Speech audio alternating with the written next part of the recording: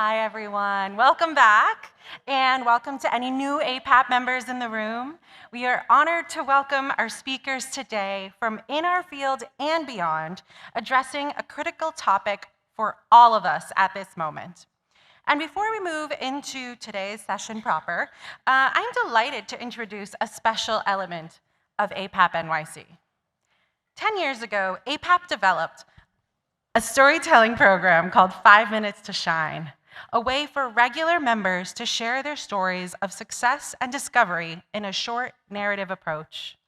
The program, originally in partnership with the Wallace Foundation, began as a way to highlight effective practices for building arts audiences.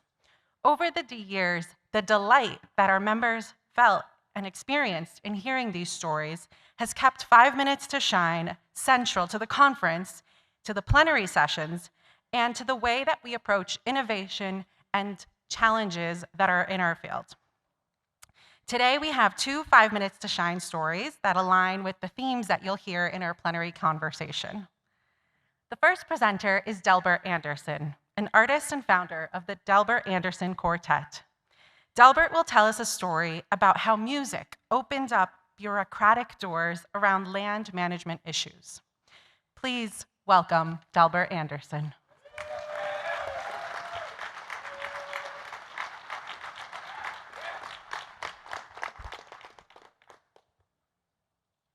Good morning.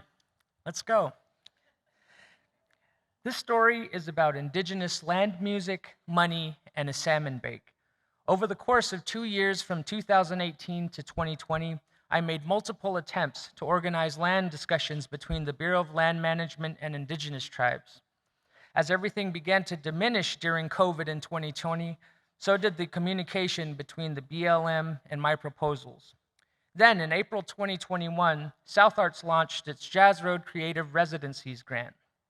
I immediately began to start conversations with the BLM about touring national monuments through their artist in residency programs. This time, I proposed composing a land healing album with my quartet entitled Painted Mountains in collaboration with indigenous tribes who occupied the BLM sites. After receiving the Jazz Road Creative Residency grant in 2022, the BLM announced it was the first time in U.S. history the BLM partnered with an ensemble to create a multi-city tour of their national monuments. Through grants, South Arts awarded our land healing project $40,000 with an additional $20,000 from First Peoples Fund. Our quartet worked 3 days at each of the 5 national monuments located in Colorado, Utah, Oregon, California, and New Mexico. The first day, we toured the indigenous lands with the musicians and storytellers of the tribal community. Each of the tribes shared their knowledge and wisdom of the traditional lands, and we occupied and helped the quartet compose 2 compositions for our land healing album. The second day, the quartet provided a collaborative workshop and invited the local communities and BLM team.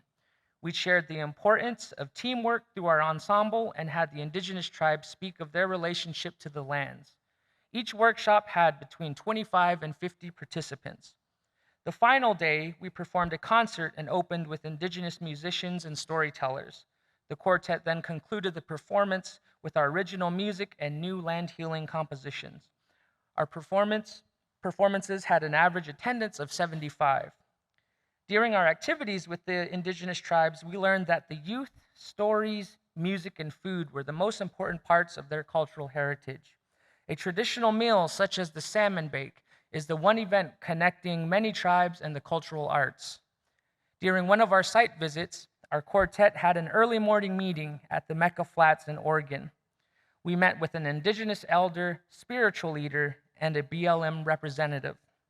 The elder approached the BLM representative and said, "Hey there, we've been trying to get a hold of you for a very long time. Our tribe wants to have our salmon bake back on our traditional grounds." The BLM representative responded by saying, "I'm sorry, we have a lot going on and receive tons of emails each day. Your request was probably lost. I'll look into it." With not much faith, the elder sat back down in his chair and began to eat a donut. In our meeting that followed, we learned from the spiritual leader that the salmon in their creation story gave its life for humans. Now, after the salmon sacrifice, humans are able to live in this world. There were many laughs that day. We dined, river plunged, fished, and camped the Mecca Flats. We had so much fun, the BLM representative ended up stargazing with us past 1 a.m. It felt magical being in the heart of the traditional lands of the Warm Springs Confederated tribes. The final day at the Mecca Flats, the BLM representative drove up in his Jeep and walked over to the elder's old white truck and slammed a paper on his hood. The BLM official then yelled, "When you sign this paper, you will be able to have your salmon bake back at its original spot." The elder signed the paper and immediately walked over to me and said, "If you weren't here, this would have never happened." Many times, I've tried to operate in a bureaucratic way to have discussions about land issues. Who would have known a composing project would resolve a land issue? The Mecca Flats healed all our relationships with one another as we enjoyed the environment Mother Earth offered to us. The landscapes and the music took off all our blindfolds, and we began to see each other as human beings with no titles and no bureaucracy. Art matters in ways we might not recognize, but through indigenous knowledge, community, and landscapes, the arts can heal and connect and create space for powerful conversations, even ones about salmon bakes. Thank you.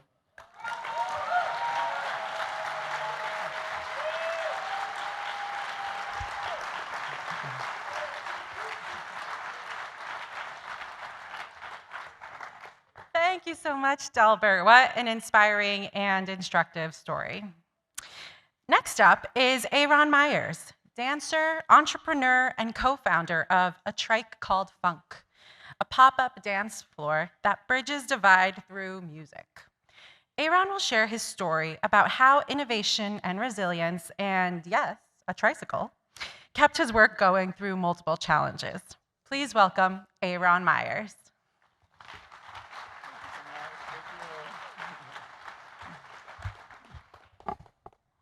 All right, let's go, y'all.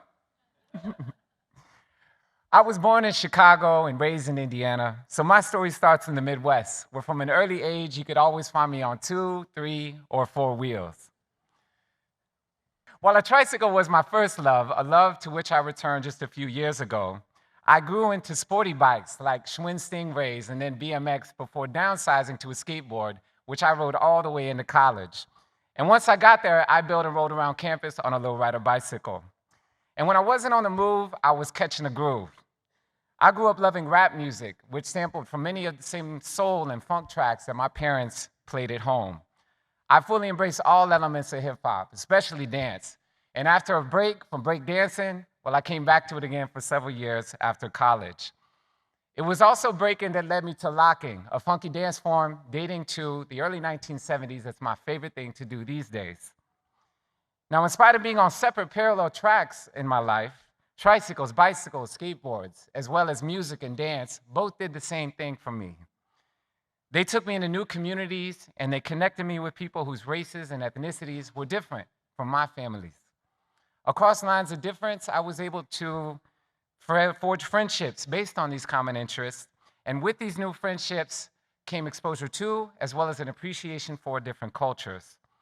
And it was all these positive influences that led me to join the Black History Club in high school, pursue African American Studies in college, and then a certificate in Latin American Studies once I got to grad school.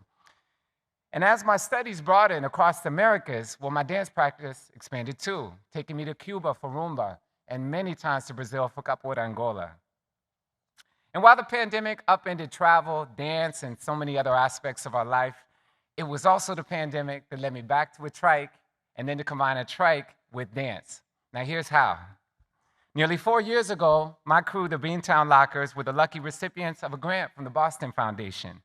And our plan was to celebrate our crew's 10th anniversary, as well as the 50th anniversary of the dance that we love, locking, through a series of short performances and exchanges with other Boston area dance crews from one month to the next.